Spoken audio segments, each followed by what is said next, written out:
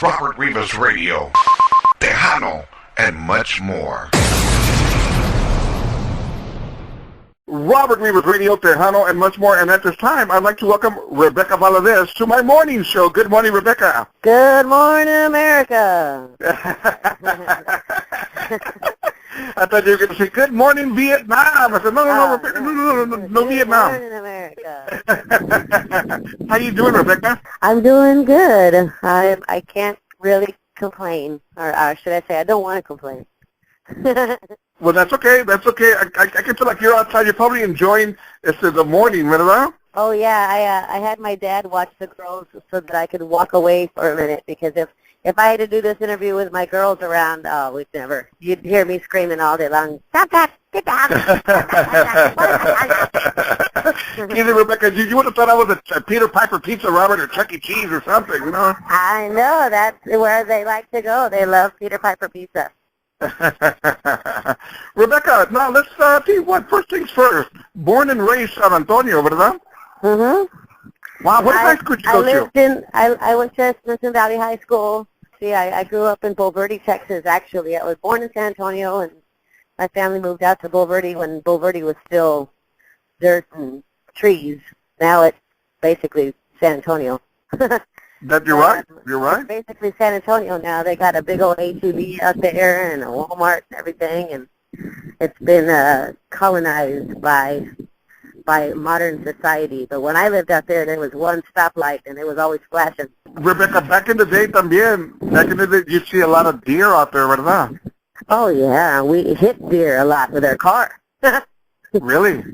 Yeah, I think in our short history out there in Bulverde, we hit 2 deer. And then I had 2 miniature schnauzers, and they were always bringing home deer parts. Deer legs and armadillos. That's and funny, man. Whatever they found, they would bring it home as if it was some sort of prize. Like, look what I got. That sounds funny to bring it home. I had my own little pet cemetery for all the bits and pieces that I found. Okay, Rebecca, I got to go buy me some deer helper. Forget hamburger helper. Give me some deer helper over here, man. You know, noodles and fideo and papitas, and there you go. Yeah, we Rebecca, that deer jerky out there was good.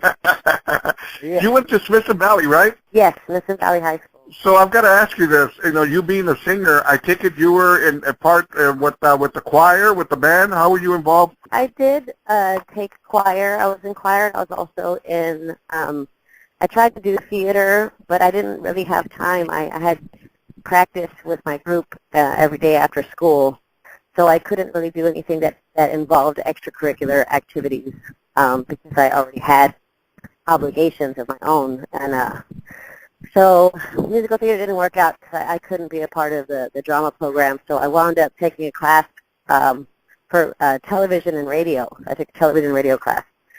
And that was a lot of fun. We created like commercials for radio and TV and filmed some things and learned about blocking and lighting and all that junk, and that was fun. There you go. And yeah. but would you say, you know what, I want to be more of a singer? Oh yeah, I remember the day I told my, because I used to ride horseback. I had 2 horses. I had a dark brown quarter horse, and I had this orange and white Appaloosa. And I told my mom one day when I was sick and tired of shoveling horse poop, I said, I don't want to do this anymore. I want to sing. I want to be a singer. Which my mom didn't mind, because my mom wanted to be a singer growing up. She also wanted to be a horseback rider, so she had 2 loves, which was horses and singing. And my life pretty much was perfect for her, because that's the stuff that she loved anyway. So Rebecca, my mom had to shovel most of the poop, because I was like, I can't do it. Rebecca, before anything else, if I got it right, your mother passed away just recently, but no? She passed away 3 years ago. 3 years ago. There we go. My condolences to you and your family. I had heard about it, and you know, hey, that must have been very, very hard for you. Oh yeah, I was. Let's see. I had just given birth to my daughter. I had gone into labor prematurely. I had to do an emergency C-section, and I was living in L.A. And we called my mom that night when they checked us into the hospital, to the emergency room, and told her the babies are coming early, because her and my dad were going to drive to Los Angeles to meet the baby for the first time. And so they decided to leave early. They got in the car and came down to L.A., and the day we brought the baby home from the hospital was the day that my parents arrived in L.A. So we got to walk the baby in with my mom. My mom held her and walked her across the threshold in her wheelchair. She didn't walk it, but we wheeled her in. I guess like a couple of weeks after the baby was born. See, the baby was born on January 19th. My mom had her birthday January 22nd, and I believe she died March 5th. So right after my daughter was born, my mom passed away. Like I said, my condolences, really, Rebecca, okay? Yes, sir. Thank you. Okay, now, getting back to what we were talking about, so I guess in front of you, you had a choice of either picking up horse poo-poo or singing. That was your choices, right? One or the other, right? And there you go. I think the choice was obvious at this point. One now, literally stunk. It literally stunk. Okay, now, Rebecca, you were talking to me a little bit about Ninja Turtles and stuff like that. Give me the lowdown about this. Well, me and some friends, we had our own dance troops. In the beginning, I started out doing musical theater with Showstoppers here in San Antonio. And through that, I met a guy named David Infante, who is a descendant of the great Pedro Infante, and who actually works on major television shows right now for HBO and Showtime. He's a producer. Right now he lives in New York, and I believe one of his jobs has taken him back to Los Angeles. And David and I formed our own group, which my brother was a part of. My brother was a dancer. And we were called Troop Road to Fame. And Road to Fame was run by some guy at the Woodlawn Theater. I can't remember what his name is. And we left that group, and then it turned into Troop something else. Oh, Spectrum APS, Spectrum of Positive Force. And we basically toured all through the different schools and told children to say no to drugs and yes to an education. And we had this really positive message that we were sending out through our music. We were doing music like MC Hammer type stuff, you know, back in the day. But we changed the lyrics to tell the kids to say no to drugs and yes to an education. And I guess the Teenage Ninja Turtles caught wind of what we were doing and asked us to be their opening act on tour. So we did an East Coast tour with the Turtles, where the boys in the group actually got dressed up like the Turtles and went out on stage and did the Turtle show after we had already done our show. So that was our first, it wasn't our first touring experience. I think the first time we toured, we went to Mexico. We did a laser show out there. And it's just, I've done a whole lot of stuff that nobody knows about. I think people are, from what they know of me, they only think that I've ever done Tejano music. Most people think I speak Spanish. I don't speak Spanish. Isn't that something? You sing Spanish, but you just don't speak it. Right. My Tejano career started when I had to get my hair done by this woman here in town. Her name is Miss Emily. And if she's listening, what up, Miss Emily? Anyways. She did my hair, and my mom told her about how I was singing and stuff. She heard me sing a couple of times, and she also happened to do Jimmy Gonzalez and Joe Lopez's hair. She was their hairdresser when they came to town. So she told them about me singing, and just so happened they were doing an album called Solo Para Ti, or one of those older albums back in the 90s. And they needed a singer. One of the female vocalists that they had hired to do this intro part on the song called Vuelve Conmigo had backed out due to contractual things. I think it was Stephanie Montiel had just gotten signed with Sony or something like that, so she couldn't do their album because they were with EMI. So they had to get another person. They didn't know who to get, so they decided to take a shot on an unknown little girl who was 14 years old at the time, which was me. Wow. And I went in there and recorded the intro for Vuelve Conmigo. And then they asked if I'd like to go on tour, which I was like, no. But my mom thought it would be a good idea and it would help my career. And little did I didn't really know anything about Tejano music. I didn't know how big they were. But I found out. I found out exactly how famous they were at the time. And I had a good little short-lived Tejano career doing background vocals with Mazz from, I guess, 94 to 97. Rebecca, let me ask you a question here. Now, when you started working with Mazz and touring with Mazz, how many albums, how many CDs were you part of with them? Was it only that one? Well, with Joe and Jimmy, I think it was just that one. But when they broke up, I don't know what I was doing at the time, but I remember Jimmy had asked if I could come back to, I think I was in L.A. because I remember being asked to come back to Texas to see if I could tour with Jimmy again now that he was about to release his solo album, well, his version of Mazz or whatever. And Right. so I wound up recording with Jimmy, and I think I did 2.5 albums with Jimmy. I wound up each of those getting Grammys. So I got those 2 Grammys at home. And then Jimmy produced, I had written a song, and I showed it to Jimmy. It was a song about my dog dying. What's it called? What was it called? It's called I Don't Want to Say Goodbye. I believe it's on one of the albums. I don't know if it's on my second album or my first album, but the original English version is on one of the albums. And we took that song, and Jimmy said he could hear it as a cumbia, and I couldn't hear it. And I mean, there aren't a whole lot of similarities to the song, but Jimmy's good at that. He's good at taking something that sounds really, really commercial and turning it into a cumbia that sounds unlike anything else anybody's ever heard. And he's the one who produced No Quiero Estar Sin Tu Amor, which was my first single, which was the one that was #1 on the radio for 17 weeks or 18 weeks or something like that. And yeah, it did really well. I'm always grateful to Jimmy for doing that for me because he didn't have to. He just did it because he wanted to, which speaks volumes, I think. Sure, it sure does. Now, you being with, let's backtrack here a little bit. You being with Joe and Jimmy and touring with them and doing your thing with them, mind you, you were 14 years old, right? Yeah, who hires a 14-year-old to go on tour with them, right? Isn't that crazy? Now, from what I remember, correct me if I'm wrong, Rebecca, at one time they had Stephanie Lynn doing backups for Mazz, right? I believe so. I know that Stephanie Lynn did background vocals for a lot of different artists. I know she did background vocals for Selena at one point. And I'd always been a huge fan of Stephanie Lynn before she was even doing Tejano music, when she was doing English stuff. I'd see her perform at like La Semana Alegre and stuff like that, and her with high energy. And I sort of tried to do the same thing that she was doing because I had dancers and stuff.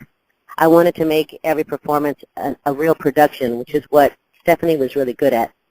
They didn't just stand there and sing music. They took the time to choreograph stuff. And that's right. Right. People don't do that anymore. They just stand there and sing. But now Raquel, I'm thinking about Raquel now. It was after Stephanie was Raquel Rivas. I mean, she was working with Joe and Jimmy as well, Raquel Rivas. Yeah. And then here comes you, Rebecca.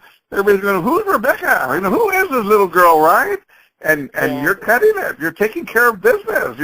I remember seeing you guys perform one evening at Market Square at Fiesta, and you guys you had the crowd, man. It was unreal, man. What a performance. Yeah, I think it worked out because I was 14, but I didn't really look 14. I don't think many 14-year-olds nowadays do look 14. They all look like they're 25. But I was the original. No, I'm just kidding. But you got to start it. I got to start it. Yeah, we tried everything to make me look a little bit. I was always covered from head to toe. I never showed any skin or anything.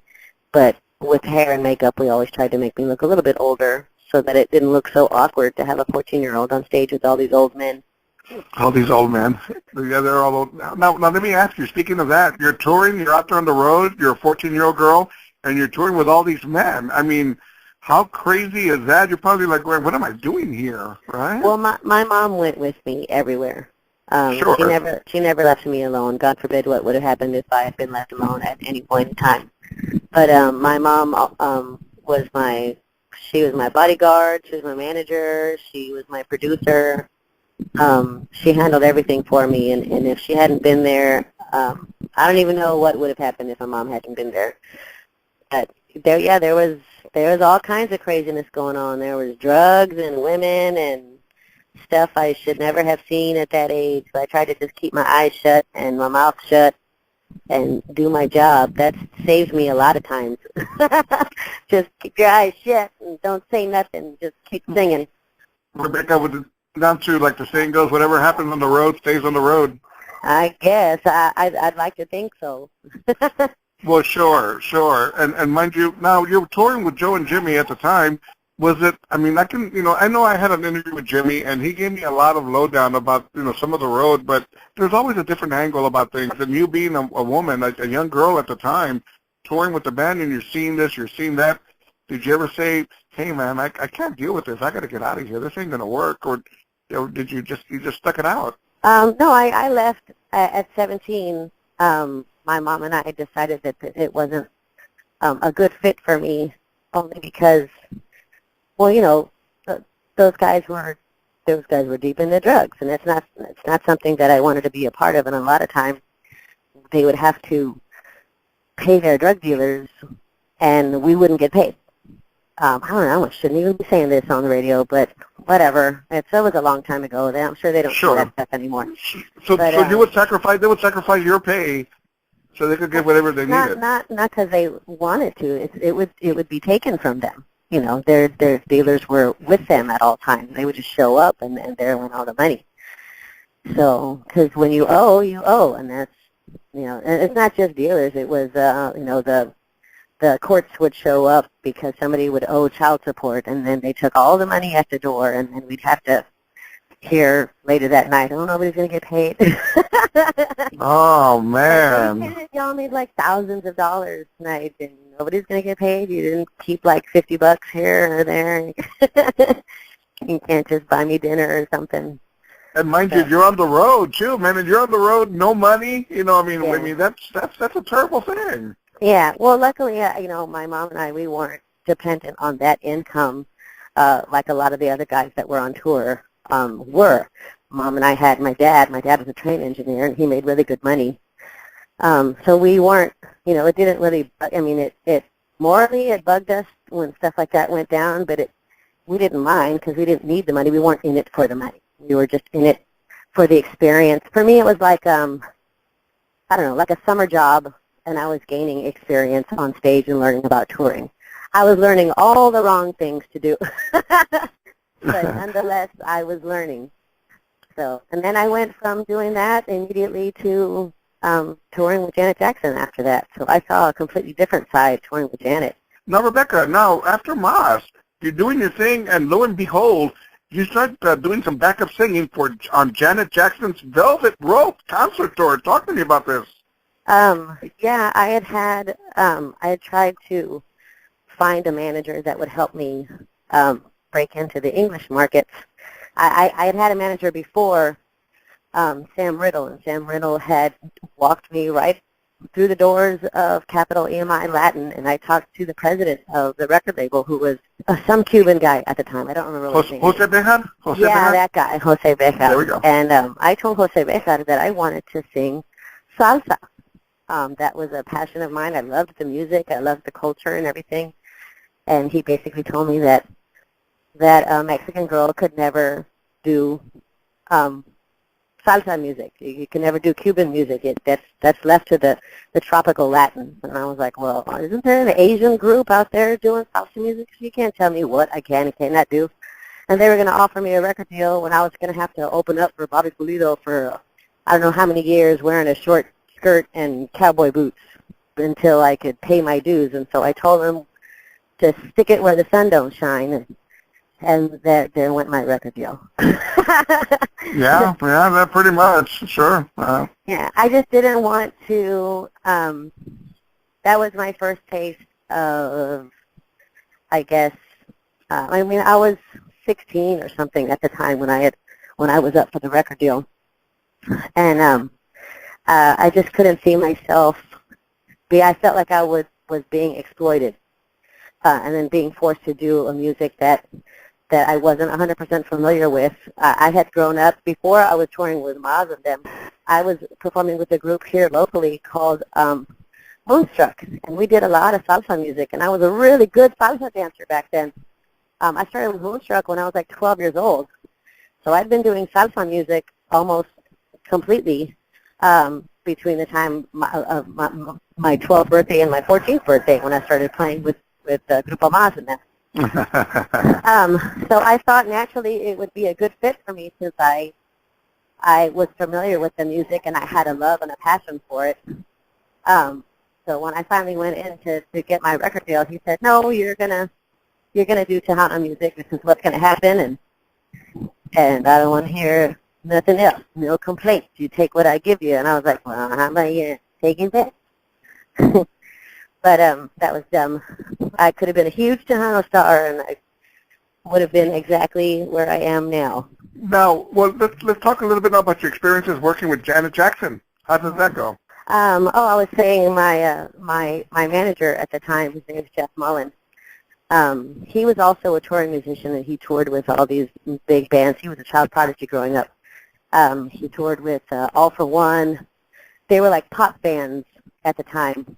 And he just knew all of the different touring musicians. So he knew the guy who was, the music director, or MD, if you will, for the Janet tour. And they had just hired a girl to sing background vocals, but she had just gotten a record deal.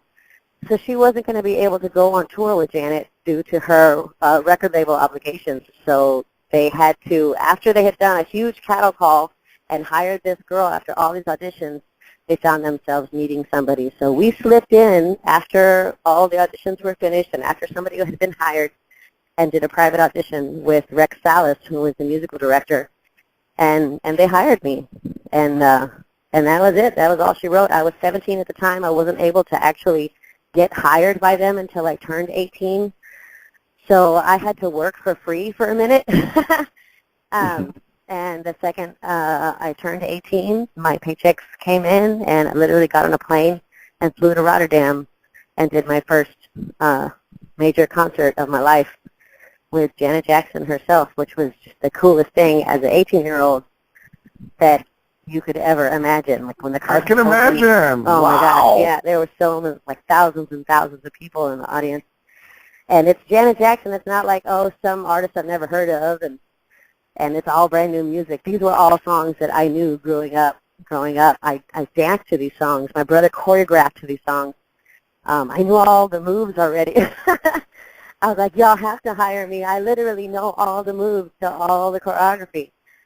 So, but that was really, really cool. And to think that I got paid to be there, that was even cooler. I sent all my paychecks home because I didn't have to pay rent. I was living at my folks' house. So all my paychecks went home, and everybody was happy for a good, was it 3 years, I think, at that time. Rebecca, let me ask you this question. You touring with Janet Jackson and doing all for 3 years, as you're saying, I've always wanted to know this. I'm very curious about this. When you're on the road, of course, they're paying for your hotel. Do they take care of your meals and everything else as well? Yeah, we get a per diem that's handed to us, and that's completely separate from our paycheck, which is nice. That's awesome. Yeah, that's good. And it's enough to buy real food, not you can only get the kids' meal, chicken nugget. Yeah, the chicken nuggets. Yeah, I remember once towards the end of the tour, we were in Osaka, Japan, and I had gotten the flu, some sort of flu, and I wasn't able to leave. And this was in the middle of winter for Japan, so it was snowing outside and sleeting, and it was just miserable, miserable weather. It looked beautiful, like when you take those bullet trains through the mountains and you see all the old ancient architecture, and it's just all covered with snow. It looks so gorgeous. But, man, that stuff got me sick. So I wasn't able to leave except for concerts, and I had to stay in my hotel room, which the hotel we were staying at was the Four Seasons. So my medication called for me to have to eat 3 meals a day with my medication, which means twice at least, or sometimes 3 times during the day if I had a concert or not. I had to order room service at the Four Seasons, which is like $30 a pop every time. But all of my expenses just seemed like it was, to me it seemed like a lot of money, but now that I look back on it, it really wasn't anything compared to what I was making at the time. Well, that's good. This is just simply awesome information. Rebecca, did you ever get to have any conversations with Janet Jackson? No. Really? I was None? scared of her. I didn't want to lose my job. I was told that Janet's basically been famous her whole life. By the time she came, her brothers had already paid their dues and they were already famous. So she's only ever known people like kissing her butt and people acting a certain way around her. And I didn't have that kind of personality. I think that that was going to mesh well, possibly. I think people from Texas are generally too nice and just super friendly, and they're not used to that. So I was told maybe you should stay away from Janet and just leave her be because you're kind of crazy, and you'll probably keep your job longer that way. Because she's been firing people, not people in the band, but like she went through like 4 masseuses. Really? That would tour with her. She'd have to get massages all the time, because the dancing and stuff takes a toll. But just sometimes, and makeup artists, sometimes they just wouldn't mesh well. Their personalities wouldn't mesh well with Janet. You have to understand, if you're going to be on tour with somebody for over a year, you have to be able to get along with them. And if you don't get along, then you get fired. Sure. I was like, I don't want to give her the opportunity to say, hey, Rebecca's crazy. Maybe we shouldn't have her on this tour. So I just kept my mouth shut again, which was the lesson I learned the first tour I did. And I was able to stay on the whole time. I never got reprimanded. I never got disciplined. I never got fired. I kept my job, and I was very happy. So there was never no opportunities where you said, man, you know what, maybe I should go up to her quickly and say hi, or there was never an opportunity like that? Well, once when the tour came here to San Antonio, I have a really big family, and I decided to throw myself a party while I was going to be in town. And I had invited most of the staff and all the band members and dancers and stuff, but I never really spoke to Janet, so I didn't bother inviting her because I didn't think she was going to show. But while we were about to go on stage, one of I think it was the drummer, let it slip that I was going to have this party, and he asked Janet if Janet was going, and Janet looked at me like, nobody told me about a party, and I said, oh my gosh, I'm so embarrassed. I honestly didn't think to invite you because I figured you would be busy. I said, but I would really love it if you did show up. And it was here at Mad Dog. Oh, yeah, that's right, Mad Dog's. Yeah, I had a party at Mad Dog. I had a friend who worked there. He was a manager there at the time, Anthony, and he hooked it all up so that Janet could come in through the service entrance, so she wouldn't have to deal with fans or having to walk down the river walk or anything like that. They were able to sneak her in, and she hung out all night long, and she drank tequila shots with my family and shook everybody's hand, and I begged everyone, don't bug her, just let her have fun. That's awesome. What a story. That's really, really awesome, Rebecca. It was cool. Now, let's move forward here a little bit. Okay, now in the year 2000, you were part of the musical Selena Forever. Mm-hmm. Talk to me about this. I was really good friends. Well, I found out during the course of all of that I'm actually related to Robert Trevino, who currently works for Gibson Guitars, but who at the time was one of the people handling the production of the Selena Forever musical, because he had been, I guess he was one of her promotional directors. Him and Bonnie, they got her the Coca-Cola deal and the Perales shampoo deal and all those cool endorsements that we all wish to God we could get. And so he had an insight on who Selena was personally because he was friends with her. So he, being my friend, asked if I would audition, and I honestly didn't think that I was going to get it because I'm like, 5'3". I have no butt to speak of, and I had gigantic boobs growing up. Yeah, so I was like, I am literally the exact opposite of Selena's body frame, so I don't see how any of those costumes are going to look good on me. And they didn't. They looked horrible on me. But I had the vocal chops and a little bit of acting ability, and I had to go through the whole rigors of the audition just like everybody else. I wasn't walking in there, but I did have somebody who had the ear of the director, and I guess he put in a good word, and maybe that's how I got the part. But the part was split between me and a girl named Veronica Vasquez, and she's from the Bronx or Brooklyn or something like that, so she had this real thick New York accent, which was adorable because she said, "Hi, I'm Veronica Vasquez." She was a way better actress than I am. She was able to sort of fake the South Texas accent and get rid of that. They had somebody come in and work with her on her speech. But she did a really good job, and I'd like to think I did a good job. Let me ask you now, you being part of the Selena project, did you ever interact with Abraham Quintanilla? Oh, yeah, he came to my house.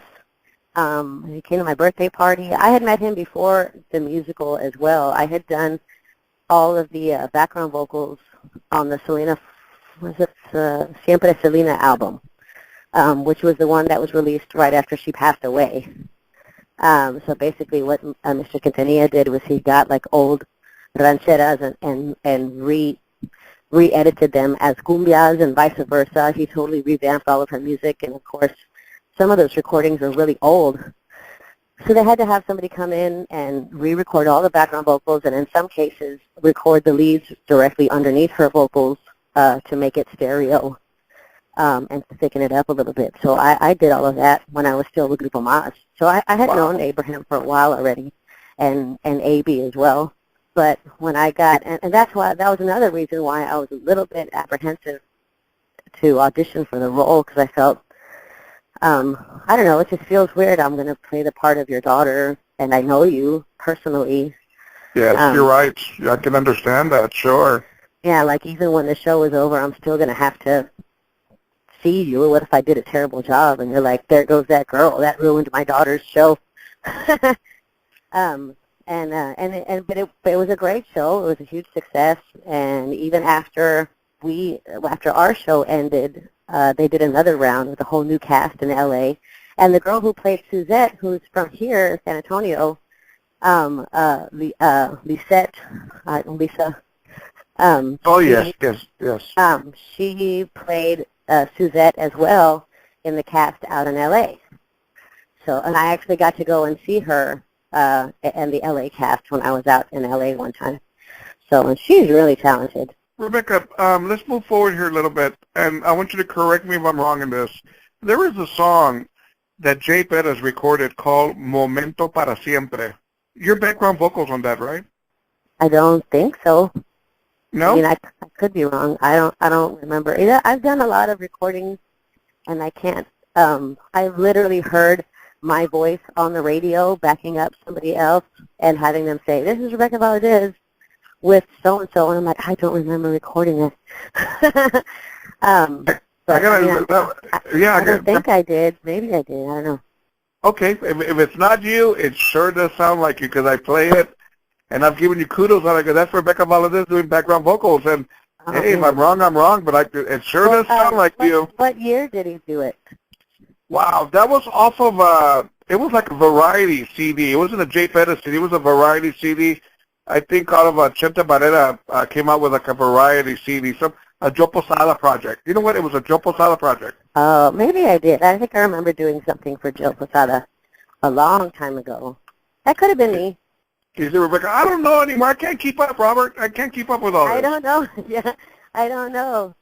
I've had people say, "Hey, you did backup vocals on my mom's album." I'm like, "What? Who's your mom?" And then they say her name, and I'm like, "I still don't know. I don't know who that is." So, because I think most of it has to do with me just going back and forth from L.A. here and not being able to keep up with all the new acts and the new music and stuff. We don't have a whole lot of Tejano music out in L.A. And I stayed pretty busy out there when I was working. I don't know if I told you, I actually lost my voice after my mom died because I stopped singing due to my my pregnancy and just trauma from my mom passing. I didn't, not that I didn't want to sing, I would go to hit a note, and what note was in my head was not the note that was coming out of my mouth.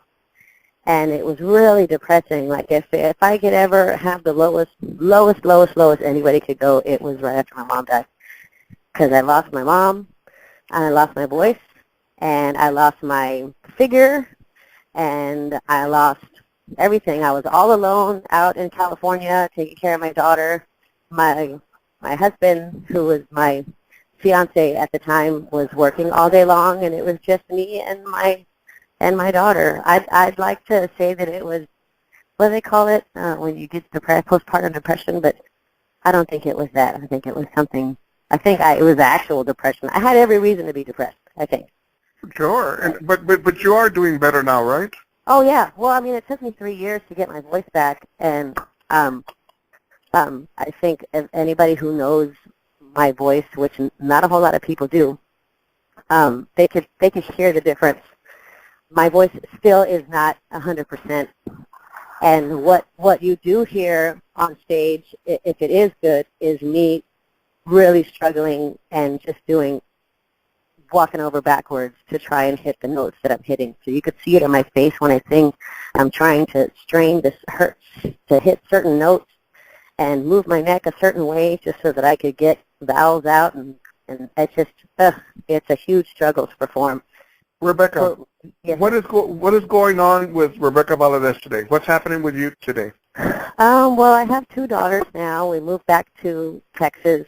One of the main reasons why we moved back to Texas was because I lost my voice.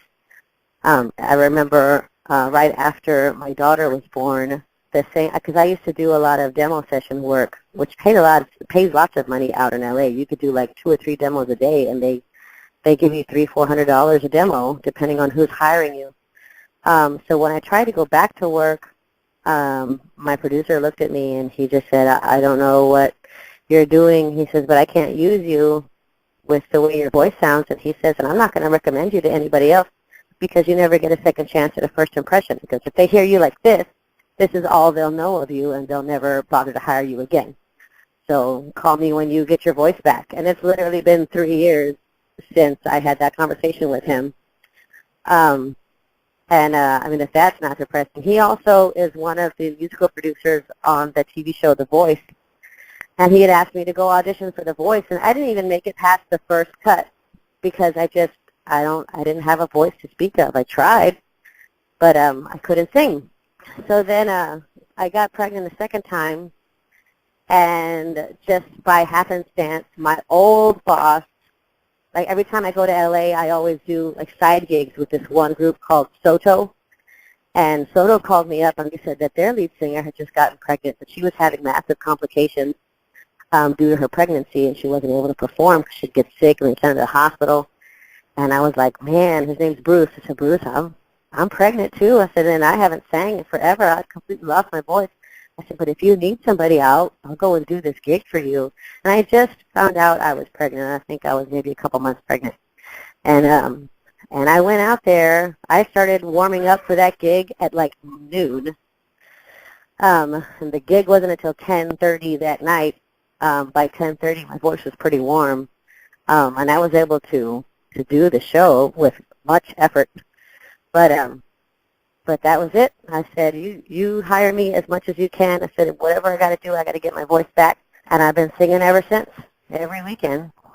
Rebecca, I heard that you performed this past weekend at the VFW. Is this true? Yeah, I played with the Celsius Band. I'm trying to get as much work as I can, mostly for vocal exercise. When I first came back to San Antonio, I was playing with my uncle's band, the Entourage Band. And they do like a top 40, 80s, a little bit of country, a little bit, variety type stuff.